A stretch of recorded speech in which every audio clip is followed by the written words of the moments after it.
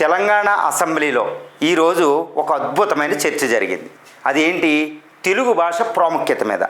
అక్కడ ఇష్యూ రాగానే తెలుగు భాష ప్రాముఖ్యత వెంటనే తెలంగాణలో ఉన్న తెలుగు భాషకు సంబంధించిన మేధావులు అందరూ మాట్లాడారు. ఎందుకంటే ఈరోజు తెలంగాణ అసెంబ్లీలో నిన్న నుంచి ఈరోజు కూడా ఉర్దూ, తెలుగు, ఇంగ్లీషు భాషలు ఎవరికొచ్చు తెలుగు నేర్చుకుని రమ్మానండి. ఈ చర్చ అంతా నేనేం చెప్పక్కర్లే. కానీ ఈ చర్చకి బయట ఇప్పుడు అసెంబ్లీలో అతి పెద్ద విషయం అన్నమాట. తెలంగాణ యొక్క గతిని నిర్ధారించేది వచ్చే 2-3 దశాబ్దాల పాటు తెలంగాణ భవిష్యత్తుని నిర్ధారించే ఒక విషయం ఒకటి ఉంది. దానిపై చర్చ జరుగుతులేదు. అదేంటంటే 563 గ్రూప్ 1 పోస్టులకి సంబంధించి పునఃమూల్యాంకనాన్ని డిమాండ్ చేస్తున్నారు. హైదరాబాద్ కోర్టులో, ఆ తెలంగాణ హైకోర్టులో కేసులు కూడా పడినాయి. ఈ విషయాన్ని ఎవ్వరూ ఏ మేధావులు మాట్లాడడంలే, అసెంబ్లీలో లేవనెత్తడంలే. కానీ తెలుగు భాషపై ఈరోజు చర్చ జరిగేటప్పటికి అరే ఇంతకంటే అతిపెద్ద విషయం ఇక్కడ ఉంది, అది ఎందుకు జరగడం లేదని విద్యార్థుల మధ్య ఆందోళన.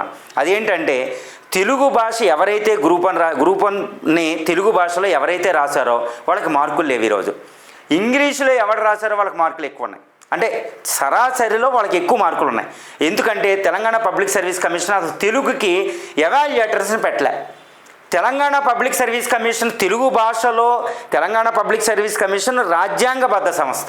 అకార్డింగ్ టు ఆర్టికల్ 315 వరకు మేము రాజ్యాంగబద్ధ సంస్థ అంటున్నారు. కానీ దాని యొక్క ప్రధాన విధి ఏంటి? అసలు యూనియన్ పబ్లిక్ సర్వీస్ కమిషన్ అక్కడ ఉంటే ఇక్కడ రీజనల్ బోర్డులు ఎందుకు పెడతారండి? రాష్ట్ర స్థాయిలో రాష్ట్ర స్థాయిలో ప్రాంతీయ భాషల ప్రొటెక్షన్ ఉంటుంది. ఈరోజు ప్రాంతీయ భాష తెలుగు ఈ తెలంగాణ సంస్కృతికి మూలం. చర్చలో చూసాం. తెలంగాణలో పుట్టి తెలుగు రాకపోతే నేర్చుకుని రమ్మని చెప్పారు కదా.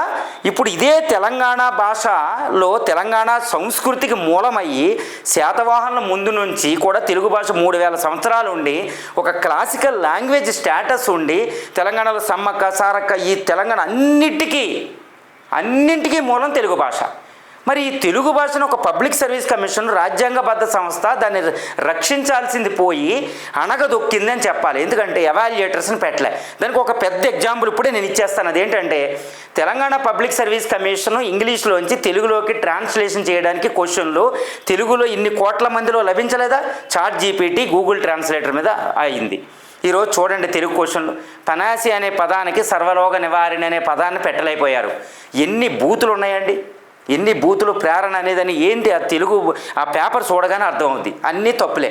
సాక్షాత్తు చైర్మన్ గారే ఒప్పుకున్నారు తప్పులు ఉన్నాయని కదా.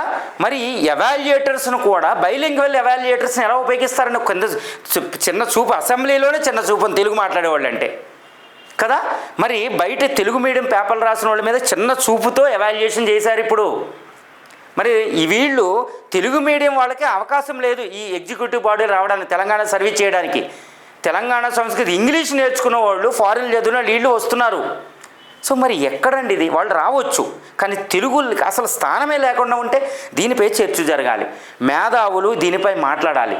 మీరు ఈరోజు అసెంబ్లీలో జరిగిన చర్చపై మీరు నోరు విప్పారు. కానీ లాస్ట్ మార్చి 10th తర్వాత నుంచి జరుగుతున్న ఒక ముఖ్యమైన విషయం, తెలంగాణలో హైకోర్టులో కేసు పడినప్పుడు దానిపై అన్ని ప్రింట్ మీడియా అప్పుడైనా మీకు తెలిసి ఉండాలి, ఇదైనా మాట్లాడాలి. తెలుగు భాష పరిరక్షణ లేకపోతే తెలంగాణ సంస్కృతి ఆపదలో పడుతుంది. దీనిపై మేధావులు నోరు విప్పండి. మేము వేడుకుంటున్నాం, విద్యార్థులు వేడుకుంటున్నారు.